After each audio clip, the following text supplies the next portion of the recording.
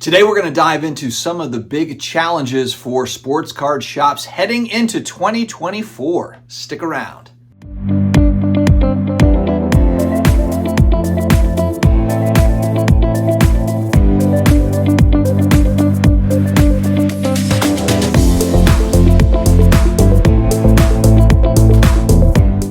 What's going on, sports card hobby family? It is another day, and you know what that means. It's another sports card video. I'm glad to be back with you here today. Excited to talk about card shops as we move into 2024. It's somewhat of a hot topic. Card shops have definitely evolved over time, especially since 1988 when I first stepped into one. So I'm excited to talk about this topic. Before I do get started, want to shout out an affiliate that I've got, SlabMags, and they create cases, premium cases. There is not another product like this on the market today. This is an example of a silver BGS slab mag. Of course, you've got UV protection, and that is a big thing, of course, when we're talking about surface of cards, because slabs do not necessarily guarantee that these suckers won't fade over time. And so there's all these different color schemes available. If you've got some expensive cards, not necessarily for every card in the collection, but hey, if you're spending $500 on a card, $1,000 on a card or more,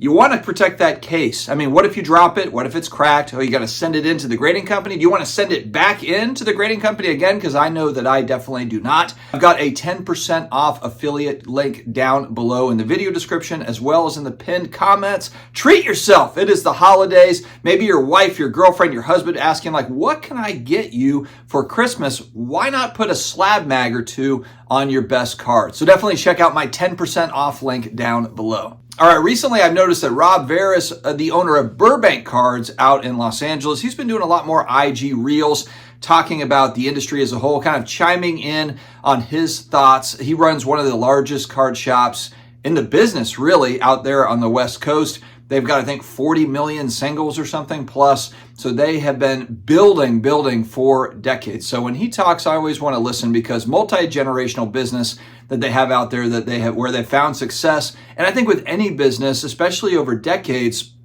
there's always kind of a concern about getting complacent. You know, are we doing the right things as the industry evolves, moves forward? Are they staying up with the times and that sort of stuff? One thing that he has done recently that I think is really interesting is he is very clearly and obviously not a fan of repacks or breaks. He just straight out calls them gambling products, and he is not a fan of this. And this is a guy, really, if we're talking about repacks, he could probably make $1 zillion on repacks given the amount of singles that he's got to put into repacks. He could probably put out a new repack product every minute if he decided to do that, but that is not the way that he wants his business model to run. Now, I think if you're starting a card shop here in 2024, the biggest example of coming up, of course, is Cards HQ, Jeff Wilson's shop that's going to open in the Atlanta area coming up here in end of January, maybe February, depending if they're on time with it. But they're going to have multiple layers to that business that it looks to include breaking stations. I think he's got 6 different breaking stations. There's also going to be repacks. I think he's talked about doing it the right way and kind of coming up with the most transparent repack and that sort of thing. So that's going to be a big part of his business, is going to be probably breaks and repacks as well as new product. Of course, they've got the challenge right now of getting out there and buying enough singles to be able to stock the store and kind of get started. With the amount of selling that Jeff wants to do, there's got to just be an insane abundance of single cards there to not only sell in-store, not only to sell online, whether it be eBay or wherever, but also live selling. You know, he plans to have live selling going 24/7 is the goal. So the store's not open 24/7, but 24/7. So wherever you are in the world, you are able to buy cards from Cards HQ on the live selling platform. And of course, online sales are always available. So multiple streams of income, I think, is always important, probably with any business, but especially for a card shop moving into 2024. They're looking to create an experience. And I think a lot of card shops have really reinvested. Card shops in my local area too have grown. You know, they've got more space. Cardiac's is the one here in North Carolina that's nearby me. Cardiac Sports Cards, they were located in a shopping mall. Now they've got a standalone building, and they've continued to add on different services there. They're trying to reinvest. And I think that the one big question mark, or the thing that I want to watch as it pertains to hobby shops, card shops like this, is, of course, Topps Fanatics is moving more towards that direct account.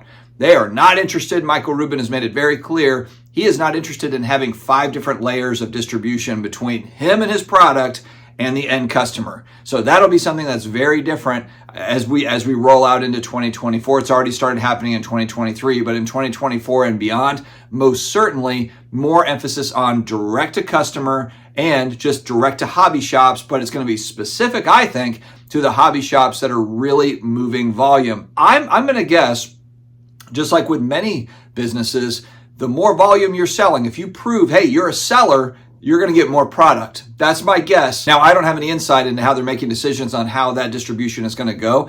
But I also think, too, there's going to just be more product printed because I think they're going to want to sell a lot direct to customer, but they're going to also want to make sure that hobby shops are getting product, and especially the ones that have really put money into the store are really putting a lot of marketing dollars into trying to sell Topps products. I think they will be rewarded with more and more allocation. I also think whether you're running a brick and mortar or you're just one of these folks that just buys collections, because there's a lot of these people out there. I'm going to look at a collection. I'm going to look at a collection. I think that whole going out and buying collection space is about to get really, really competitive here in the years to come, because you have a Cards HQ, you have a Burbank, these types of places where, Burbank's kind of set up to where people are always kind of bringing in to sell to them, and they already have a reputation. Hey, they pay out fairly, and so they've got a good little system there. But if you have a local card shop, you are also competing against the local dealer that's working out of his house that is looking to buy a collection. And I think that's going to get more and more competitive, especially for the card shops that are really selling volume. And again, we've talked about repacks and the rise of repacks. Repack product thing, I don't think that's going away. Frankly, when we do look at the data, when we look at the gem rate data showing us what grading looks like when there's 1.5 million cards being graded every month, there are no shortage of people that are ready to sell those cards to a dealer, to a repacker, to a card shop. Because remember, they're going to get their 50 card sub back, and there might be 10 that they're able to profit off of. They're going to make their money back, hopefully, on a dozen of them. And then there's going to be another 20, 30, 40 cards that have to go somewhere. And so there will be a lot of slabs that are looking to go to a card shop, like a Cards HQ, or some sort of a repacker, or whatever the case may be. And so the ability for a card shop owner to be able to buy well and sell well is going to be tough. Margins have gotten tighter, but also there's just a lot of competition,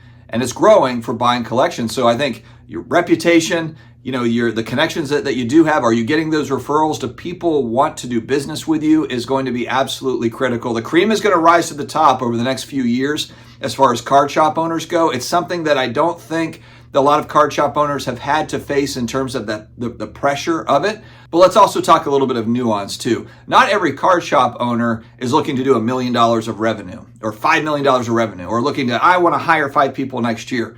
There's a lot of card shop owners too that run a nice business where they're maybe it's $50,000 to $100,000 of revenue every year, and it's fun for them. They're not necessarily looking to branch out and to grow into some conglomerate of Burbank cards. So I think we also need to talk about the nuance with not everyone's trying to run a Cards HQ like Jeff Wilson. They are having a great time running a $50,000 a year annual revenue, $100,000 annual revenue, and they're making a few bucks out of it, and they're having a blast doing it. And if that's the pocket that you're in, then fantastic. Lastly, I'll talk about, hopefully, we're able to negotiate good rents for card shops. If you're looking to get into a brick and mortar, man, the commercial real estate space, and I'm not going to pretend like I'm some sort of an expert on this, but with a lot of companies moving out of commercial real estate, there's a lot of space out there. There's a lot of retail space that's out there, depending on what location you're in, what part of the country, what part of the world.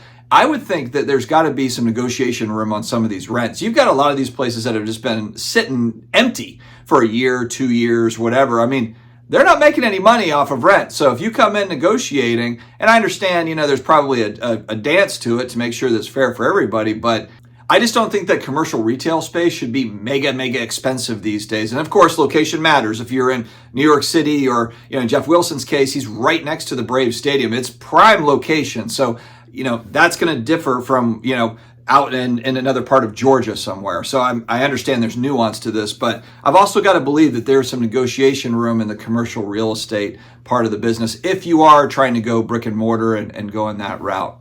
All right, guys, let me know your thoughts on the challenges of opening up a brick and mortar store. And I know, look, there's going to be people in the comments that are just like, opening a store is stupid because they think everything is stupid. So that's fine. You can throw that comment in if you'd like. But looking for more of the thought out comments, I think would be cool just to hear people of what their thoughts are opening a store in 2024 and maybe some details on that, not just like, this is dumb, like, on repeat, like a lot of folks do. All right, guys, stay healthy, stay awesome, and I will talk to you again later.